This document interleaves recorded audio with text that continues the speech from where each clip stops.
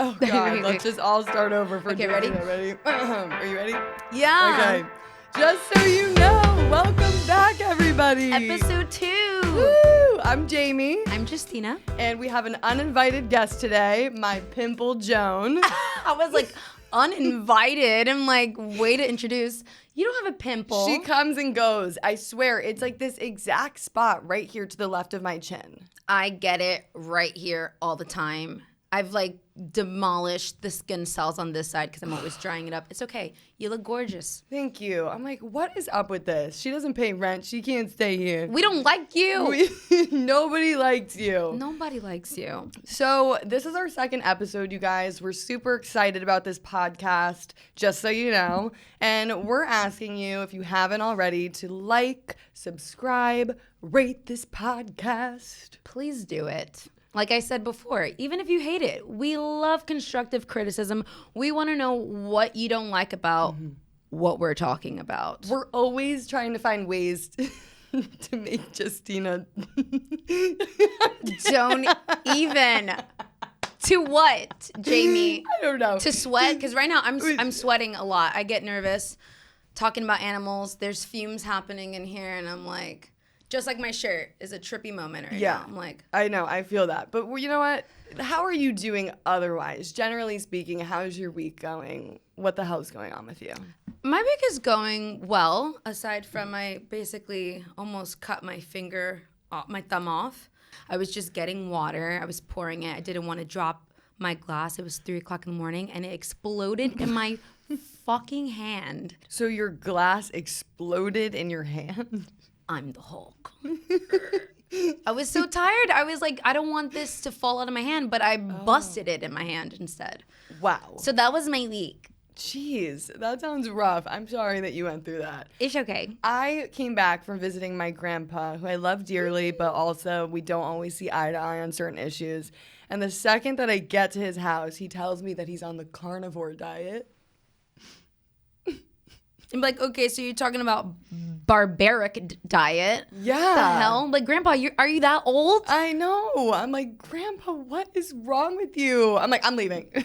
No, I stayed it out through the weekend, but it was really tough. And I definitely made my opinions known as usual. Dude, it's fucking hard not to give the opinion when it comes to that. It's like, I'm like, don't say it. And I'm like, you know what? I don't give a cluck. I'm going to freaking say it. Yeah. And also while I'm out there, I'm just like, the way that they live their lives, I'm like, they don't even have freaking recycling cans. It's, right. You know, recycling bins. It's a problem to me. And today's podcast, we are going to be talking about plastic. Plastic. That is like the word of like our time right now in all the different forms. Mm-hmm. Like plastic people, plastic things, just a plastic fake world. Mm-hmm. And we're going to be talking specifically about plastic and its use in fashion. Interesante. It manages to get its sneaky ass into materials that people, quote unquote, think are sustainable. Right. And so we're really letting the cat out of the bag today. Meow. Are we allowed to say that? I think so. Well, technically, why is the cat in the bag in the first place? Yeah, don't put cats in bags. No! Don't put cats in bags, frogs in bags. You know, I just saw something, I think it was PETA just posted something about frogs in bags, and I lost my shit. Ugh. Anyway, don't put animals in the bag. Can we just stop putting anyone in bags? Yeah. Okay. Just put money in the bag. Just kidding. Okay. Only dollar bills. $100 bills. $100 bills. So, okay, being that plastic, it's such a wide range of topics. What are 5 things that you just know off of the top of your head about plastic? Well, I do know that plastic was invented a long time ago. Okay, so it's been around for a little over a decade or 100 years, a century. And it's wreaking havoc. I mean, that's super interesting. My first fact is that environmentalists hate it. Right. And we know that a lot of these environmental protests, they're against big oil and big gas, but also against the use of plastic. And they have cities, even New York City, banning plastic bags and people trying to tell others to recycle and things like that. So that's my second. That's my first fact. Well, for me, I remember one of the first reasons why I was like, whoa, plastic, was when I heard about how plastic is just easily absorbed. Like when people cook with plastic utensils and when they microwave their foods in plastic containers. And I'm like, what the heck? Oh, my second fact is that only 10% of plastics are actually recycled. Why do we do it then? Like, what's happening? What was the purpose? Right. What was this propaganda about if we're not actually going to recycle? Well, originally we were shipping a lot of our plastics and recyclable materials over to China. And then in 2018, China was like, no, we don't want to take any of this anymore. But like, we don't want your trash. The fuck? Fuck you guys. They're dumping on us. So they're like, into the ocean you go. Okay, well, that's my third fact is that I found out about the microplastics living inside of them. And I was like, you know what? I'm done here. Yeah, so that was actually my third fact. Whoa, so. I'm sorry, Jamie. Thanks a lot. But it's really true. And, people go crazy about plastic straws and, oh, we should stop using plastic straws and this and that. Right. Meanwhile, most of the plastic in the oceans is actually because of the fishing industry and the fishing lines that they release. It's not always just the plastic straws. My fourth fact is that I learned that plastic is a byproduct of oil. Really? Yeah. I didn't know that. So it's like it's like double shitty. Well, my fourth fact is that New York banned plastic bags, but I already said that. So Did they though? I don't believe that shit. I've seen those bags all over the place. Yeah, stop lying to us, New York, because the freaking plastic bags are everywhere still. Yeah. They are. I agree. It's indestructible. That's my fifth fact. It's indestructible. It's not breaking down. It's a real problem. And my fifth fact is that, believe it or not, there's a lot of plastic that comes out of the fashion industry. Yeah. And specifically, the leather industry uses a lot of plastic. And it's super interesting because the leather industry likes to blame pleather and vegan leathers and vegan materials for using plastic, yet they themselves also use it. Interesting. I talk about like using animal byproducts when it comes to fashion. And then that is always a comeback. People are always like, okay, but that's not sustainable. It has a ton of plastic. And I'm like, oh shit, does it? Well, I always heard that when people are mentioning sustainable and sustainable materials, they're like, you should just use leather. You shouldn't be using vegan leather, vegan plastics. And the part where I was starting to hear this the most actually was a few months ago when I disrupted the Coach fashion show. It was amazing. To tell you guys a little bit about it, because this is kind of what even launched our idea for this podcast episode, was some of the feedback that we got, the backlash after the show. So what myself and another activist did was we stormed the Coach runway with a sign that says, Coach, leather kills. And we made it around 3 bends. She made it around 4. She was actually body painted as a skinned animal. And I was behind her with a sign. And, we were working the runway, had to play the part. And it was funny because I think the security thought we were part of the show. Yeah, everyone thought we were part of the show. It's so funny. People thought it was a PR stunt, honestly, because we really just acted like we were part of it and got the message out there. I mean, this was a disruption that was on Daily Mail, CNN, Independent, Vogue Business, and we got the fashion industry talking about leather. Right. We talked about the sustainability of it, but also the animal cruelty behind it.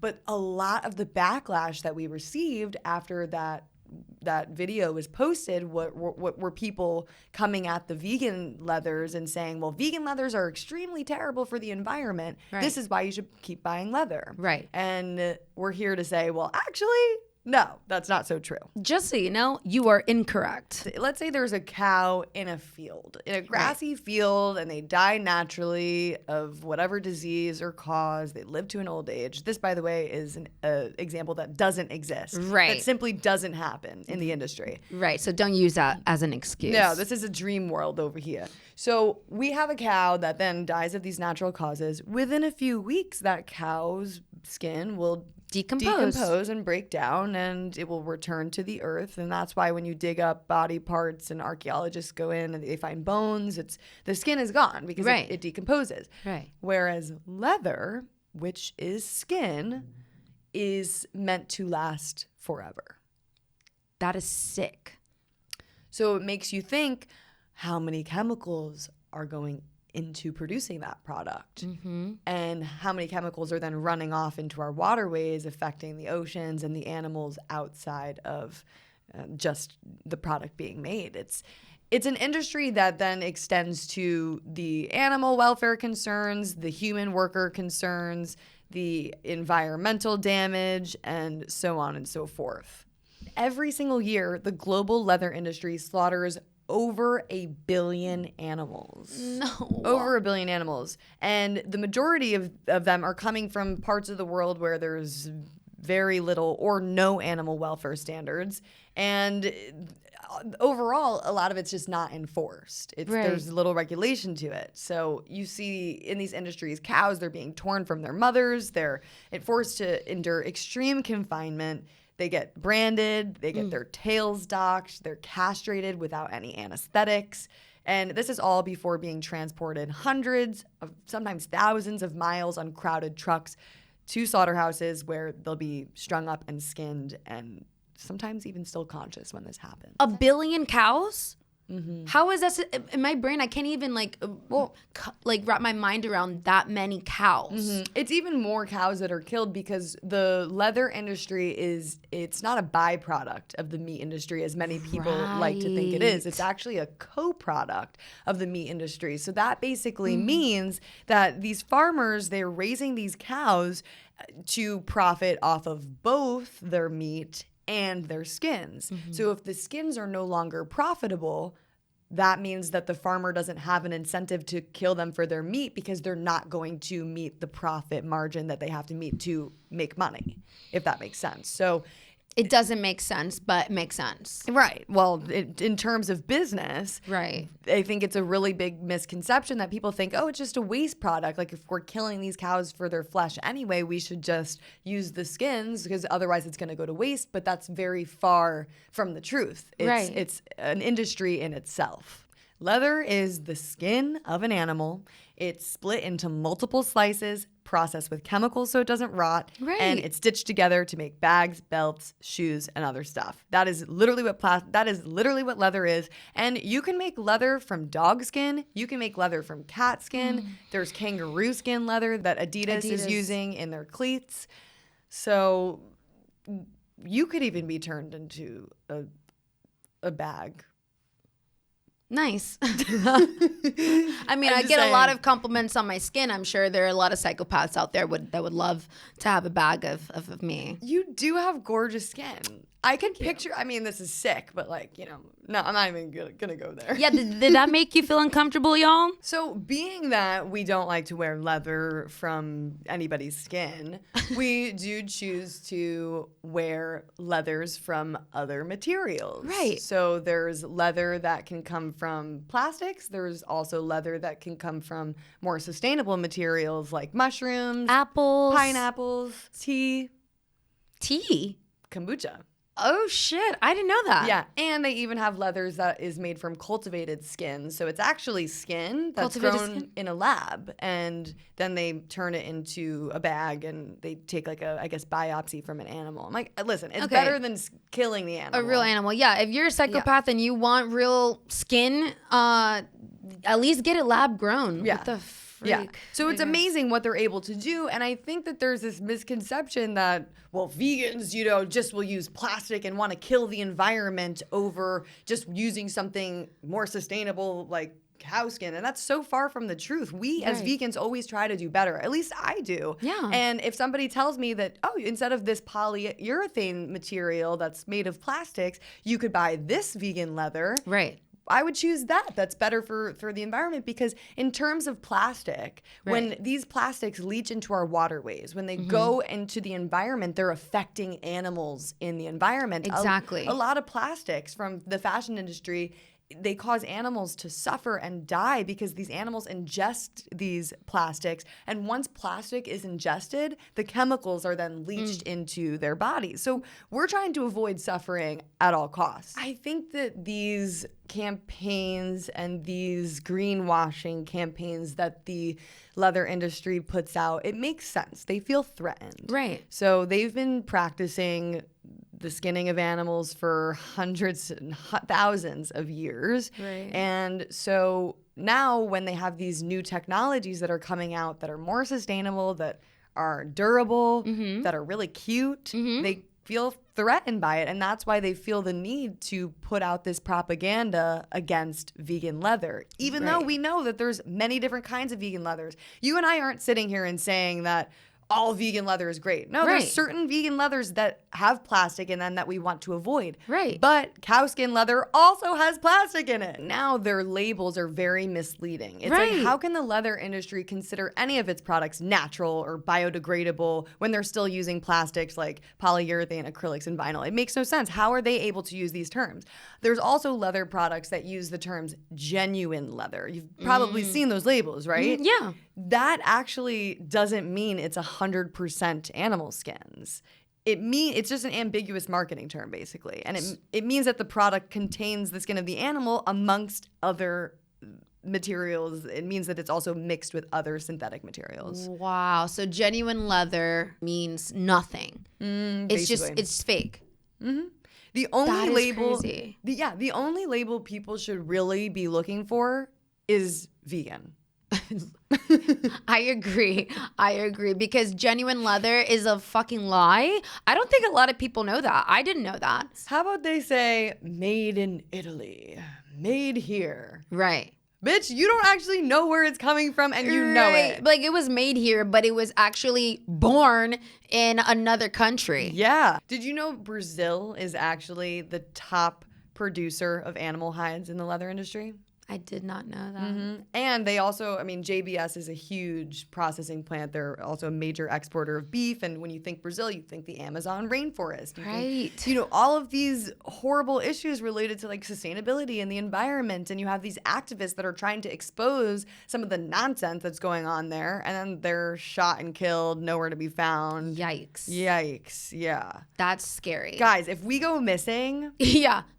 You know where to find us. And you know why. You know why we went missing. That's for sure. I think about that all the time, actually. Yeah. I'm speaking up and I'm like, oh no, Hamilton, talk less. Can we hire a security team Smile over more. here? Literally, we do need security. It's true. It's really scary. But that, you know what? We have to be a voice for these animals and speak the truth. Yeah. So it's impossible to trace where these products are coming from. They lie about the labels. They also lie a lot about the animal welfare standards that they come up with. So What do you mean? There's a few different animal welfare standards that the textile industry will try to place on these products. So for example, there's the responsible wool standard, and Responsible wool? What does that mean? So they will try to say that the animals were treated better than animals without that stamp. Okay. Right. And so they have a similar one for leather and other animal-based materials. And so the problem is that the people overseeing these labels have ties to that very industry. So it's like they're creating these animal welfare standards, yet they're the ones that are profiting off of the products to begin with. To give you an example, this would be like Justina running a Jiu-Jitsu studio. What? Okay? Where is this going? I thought you never asked. Okay. So this would be like Justina running a studio. Jiu-Jitsu. Jiu-Jitsu. And she discovers that there was a financial discrepancy where the students, I guess, were forced to... They were losing money, right? Okay. So the students Justina's running a jiu-jitsu studio. I'm trying to figure out where I'm going with this. It's so far from my reality that you're like, wait, does this make sense? That's why I like this example.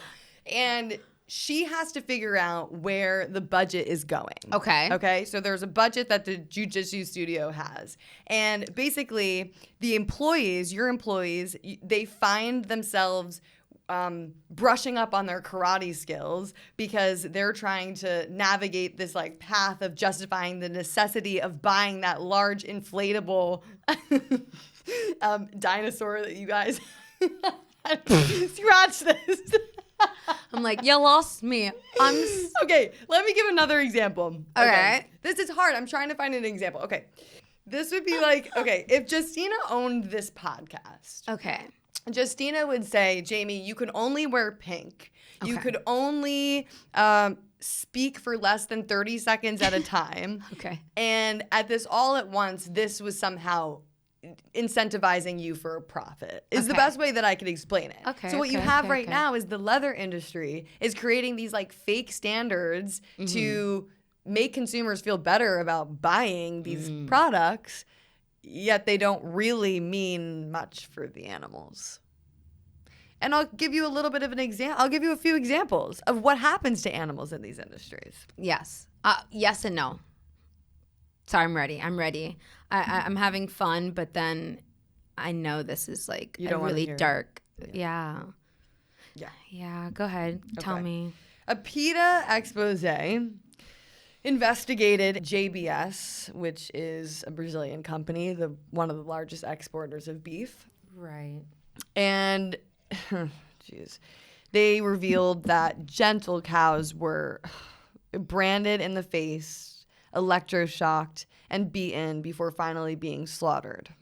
Okay, this is just like one example. In India, Wait, was that necessary? Is that part of their protocol? I don't think it's necessary, but this is, I guess, how they speed things along. I mean, when you're dealing with hundreds of thousands of animals and they don't want to die, they don't want to walk to their deaths and go into the slaughterhouse. Right. That's why they use electric prods and things to get them to move.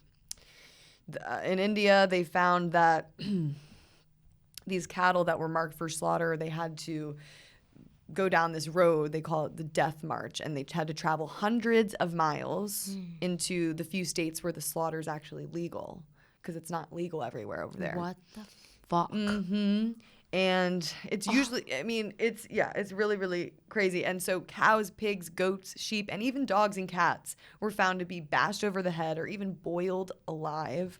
And their leather, their skin was used to make clothing and accessories. And it's just like, why are we taking the same old practice that maybe once was necessary, you know, at a time in history, and still doing this today when we have next-gen materials that are better for the planet and the animals? Right. You know, we don't need to be doing it anymore. And so we're going to take a break, but when we come back, we're going to meet with Ashley Byrne. She's the director of outreach at PETA, and she's going to talk to us about why these things are still happening. How are these companies able to get away with blatantly lying to people? Right. And also, how come people don't know that there's plastic in leather? Right. So she's going to really break these things down and talk about actions that we can take to make change happen faster. Okay. Let's bring her on here. Ashley, get on in here. Ashley. Ashley Byrne! Ashley. And we are back with Ashley Byrne. Welcome. Hello. Hello. Ashley, why don't you introduce yourself? Tell everybody who you are. I am PETA's Director of Outreach Communications. I work on all kinds of campaigns for PETA, but one of my favorites is always our fashion campaigns. Yes. We can tell. Yes. She came in looking fabulous. I was like, where's that jacket from? Where are those boots from? I was like, is she here for us? yeah. Like, are you our wardrobe stylist? Oh my God, I love you both. Well, I mean, but you know, that's the thing. So I went vegan a million years ago, like 27 years ago. Wow. And I have to say the fashion options were just not what they are now. And fortunately, I just was in a very punk rock like looking phase at the time, which, you know, it's still in here, but like Wow. it was on the outside. So it was, at the time I was like, whatever, you know, I can do the just like ripped up, you know, canvas vans and like it was fine. But then I started to want other things.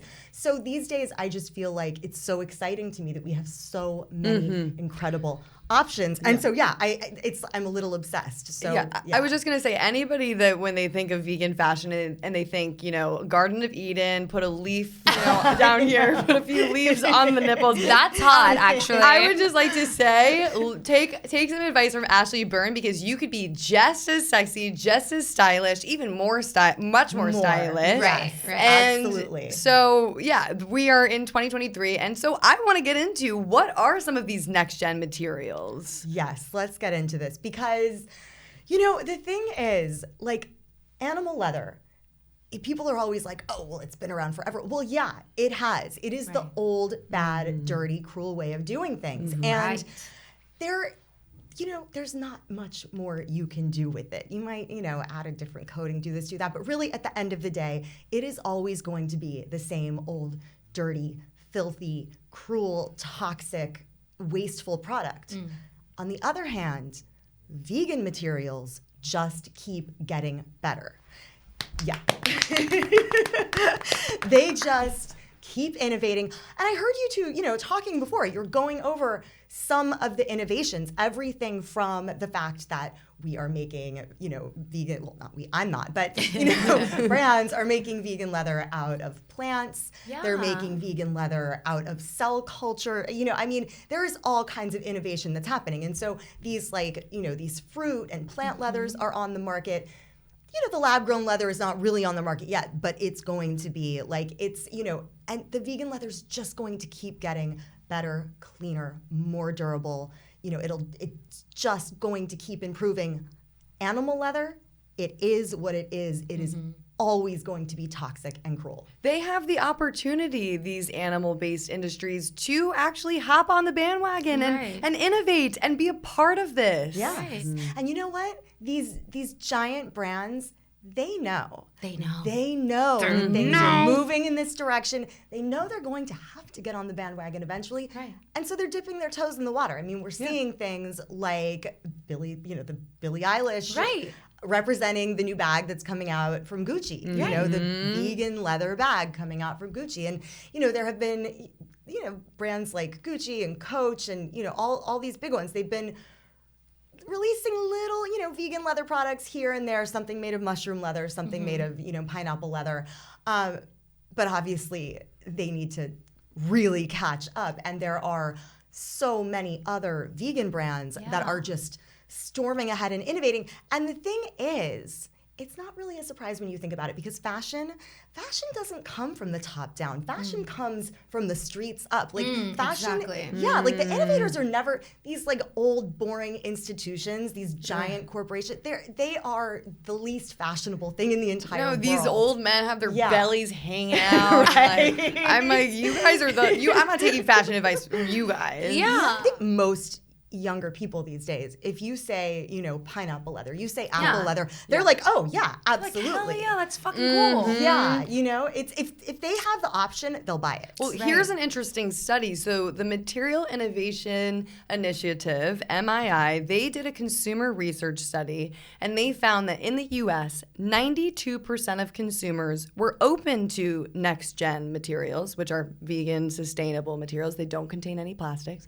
And 41% of those people were open to buying it, and 39% of those people would pay more. Wow. Right? And in China, they did the same study, and they found that 70% of those people are likely to purchase these products, and that 61% of them would pay more. Wow. Of course. Crazy. Because it's innovation, it's progress. Yes. Like, it feels like progress. Yes. And when you think about how amazing some of these options are, like, again, it's so appealing. I mean, you think about the process of making animal leather, and it is disgusting, and they are doing everything in their power to keep it out of our sight, whereas vegan leather, like, it can be made from grapes, apples, pineapple, like cork, mushrooms.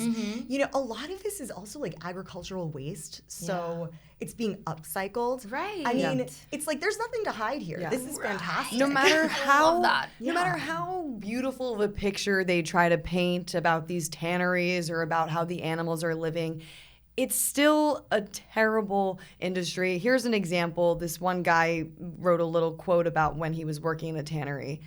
He was 17 years old, so they also use child labor. He said, without any safety, we work here for our family living. We sometimes feel sick working in this toxic environment, but we need to work there. And then he says, when I first began working at the tannery, I was struck by how dangerous it looked. The ground was constantly slick and wet with pools of chemical wastes, warning signs about how dangerous chemicals were posted everywhere. There were forklifts with hides going in every direction. And the worker there told him that it was an exceptionally clean shop. Nice. God. Yeah, that's awful. Right, and if you gave people an option, okay, you can work, you can do the work of turning plants into leather, Right. or turning dead, rotting animals into leather. What do you think they're going to choose? Yeah. I mean, yeah, I'd Which rather. way do you think they're going to go? Not rocket Exactly. science. Yeah. Absolutely. So even the worst kinds of vegan leather, like polyurethane or other plastics that might be found in certain products that I wouldn't even consider them vegan really. They're just they're plastics that are used in fashion that the animal industry uses as well. Even those products, they say that the animal leather is 7.5 times worse still. Like if you look at it as a whole. Yeah, absolutely. Well, that's the thing. You know, the leather industry, it's not an accident that people are, you know, thinking these negative things about vegan leather and making these negative associations. The leather industry has worked hard to make that happen. They have poured so much money into like diverting people with this really false argument, trying to make it seem like leather is natural and good for the environment when nothing could be further from the truth. It is toxic, and it's vegan. The most old school kind of vegan leather, of non-animal leather, it might not be good for the environment, but it's still a lot less bad for the environment than animal leather. Right. And so what are activists doing about this? What investigations has PETA found? And then what have you done to take those investigations forward? I mean, PETA has been investigating the leather industry for decades, and has looked into what goes on all over the world, because the fact is these things are going on largely in countries where we really don't have standards that protect animals who are being raised and exploited for their skin or their flesh here.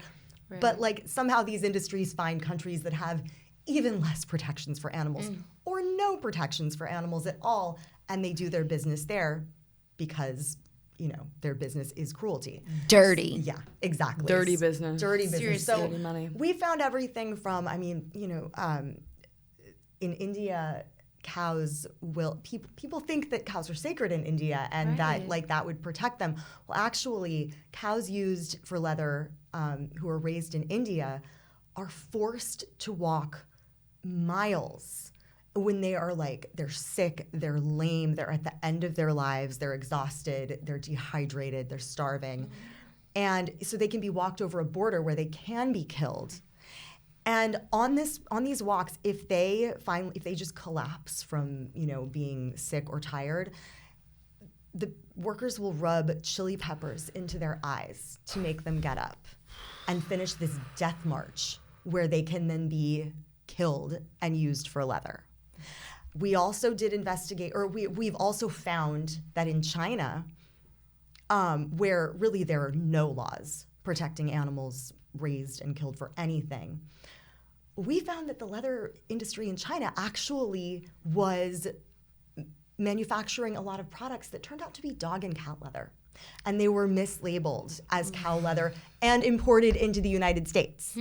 So people could be right here in New York City buying something genuine leather, and they're thinking, oh, I'm buying a cow, and they're actually buying a dead cat or a dead dog, which I think we all know. Actually, a cow feels pain just like a frog or a cat anyway. Well, this is one of the questions that I had was, it's like, well, we're saying that we don't want something that's going to last forever because then it's never going to break down and it's unsustainable, right? Exactly. So they've started creating next gen materials that have a life cycle that will last 100 to 200 years and then start breaking down. Right. You know, because ultimately we want something that's not going to fall apart in our closet. I don't want my bag.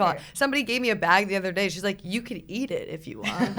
And I'm like, no, thank you. thanks. It doesn't, I mean, does it taste good? Maybe I will if I'm hungry. But so, you know, then I thought, well, this is not exactly the vegan leather product that I want because I still want it to look super cute and cool. Right. And so, yeah, I think that we need to come up with these new technologies that are like, okay, this is the life cycle of this product, and then we're going to phase it out. Yeah, and they are. I mean, products like Miriam, which is a vegan leather that will biodegrade in a landfill.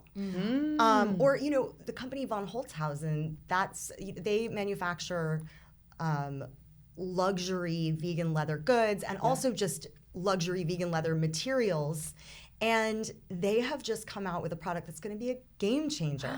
It's a plastic-free coating. It's plastic-free and animal-free. So not only then can you coat vegan leather in that and have it be, you know, again, completely vegan, but completely plastic-free, taking plastic out of the occasion, out of the equation and the occasion. Just take it out of everything. But you know, because again, as you guys have discussed, most animal leather is coated in plastic. It's not going to biodegrade. No. I mean, even Tesla has put in vegan leather into their cars, and apparently John Bon Jovi's new clothing line is vegan leather. I love it. I get so excited. I'm like, please jump on the bandwagon. I'm gonna pronounce the brand wrong. Probably it's called Mio. I believe it's a women-owned Italian brand. And I am always so freaking proud when I have my apple leather skinned bag. Everyone compliments me about it. And I'm so proud to say it is made from apple skin. And the people who are like, it's leather. I'm like, you're a joke. The Apple activists are going to come for you now. So. Apple activists. Hey, I was told that the one thing that we should be eating is fruit because it is naturally given to us. It falls off of the tree. So I don't feel bad about that. I am very proud to use animal skin. I mean. All right, take her out of here. Too much coffee. I mean, this whole damn podcast, you would think you would have learned something. All right, let's start over from the beginning and talk about why leather. I am very proud to use my apple leather. Okay, we get it. Somebody cut her off. I was trying to talk like everyone else. I was trying to be like everyone else. So PETA is also, they do really funny spoofs and they do really cool actions to try to just get this message out there and make people aware of what's happening in the leather industry. And what I'm most I'm still like not what I have read up about was the human skin leather that you guys did. Tell us about this campaign. Yeah, so, you know, PETA, because we like to be subtle, we had this like special effects props design company make like a whole clothing like line out of what looked like human flesh. Yikes. And so it was like, you know, like a dress and boots and a jacket and pants, and they had like Wrinkles, ears, noses, freckles. Oh, like my I mean, it goodness. looked like skin. It was super like serial killer vibes. It Oh was my God. very, I very need to gross. look at this. How have I not seen this? Oh my God. And then we did, It was Justina. It was my skin. I volunteered as tribute. yeah, sorry about that. And then we did fashion shows outside of you know, Urban Outfitters and other stores So good. that we were going back and forth with about all the leather that they're selling. Right. And, you know, I mean, was it like gruesome and nasty? Like, I mean, yes, but the fact is we want people to make that connection. Like it's, again, this is something intentional, but Right. like the leather industry wants people to get so detached from what they're actually wearing and Right. forget about the fact that it's like skin. Right. This is skin. That is Right. so disgusting. And, again, it would literally rot. Like if you took it in its raw Natural form, form and you wore it, it would literally be like just rotting, disgusting, smelly. I mean, it is actual horror movie vibes. You would look like a zombie. Yes. Yeah. Chainsaw massacre type shit. Yes. The fuck? What were the reactions? Did you get any reactions with bystanders? I mean, a lot of people just kind of like stopping, staring. And the thing is, from far away, it just looked like they were wearing leather. And so it was the kind of thing where people would be like, They were like, whatever, and they'd be walking by, and then they'd kind of like, was that an ear? Right. Which, I mean, and it sounds so absurd, but then I was just reading that not too long ago, the Nepo baby son of the CEO of LVMH was at a huge fashion industry conference, and he was saying that he likes it when leather has scars and imperfections because it tells you that this was genuine.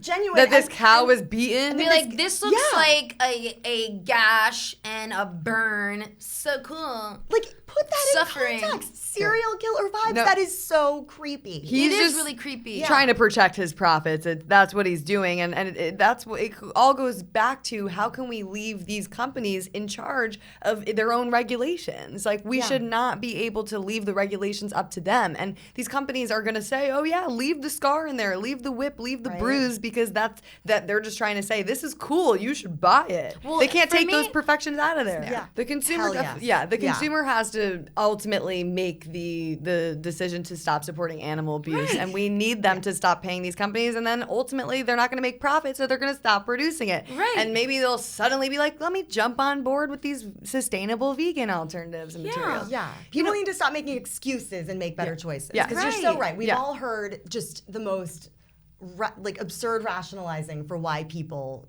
want to keep buying leather. Right. Well, I think what it comes down to is a lot of it is the social pressure. And when you walk around in animal skins and it's suddenly normalized and nobody says anything to you about it, it's like, well, okay, nobody acts like they care, right? So when you actually think about where it comes from and bring it back to the reality of the cruelty behind those products, then things can get awkward and uncomfortable. And you were just mentioning before we started that you were out at a party. Oh my God. Somebody called you a PETA queen. What the hell happened? So my friend likes to introduce me to people in very dramatic ways. So he was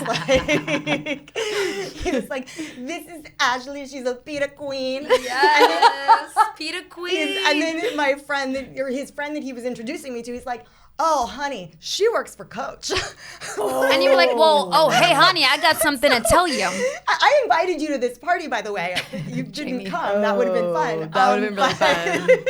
I wish you would have won, Jamie. So she and I look at each other. Also, I'm wearing a giant fake fur coat, which like, obviously this, it's then? fake, you know. But so Oh my God, it's like a Kill Bill moment. It was like, so she and I look at each other, and she's like, and she, to her credit, she was just like, it's fine. You guys disrupted our runway. It's fine. And I was like, yeah, well, it'll all be grape leather in 20 years anyway, right? It's good. Oh my You said that? Yes. And what did she do? What did she say? She's like, yeah. But you know what? The thing is, I so wish I were there. Oh my gosh.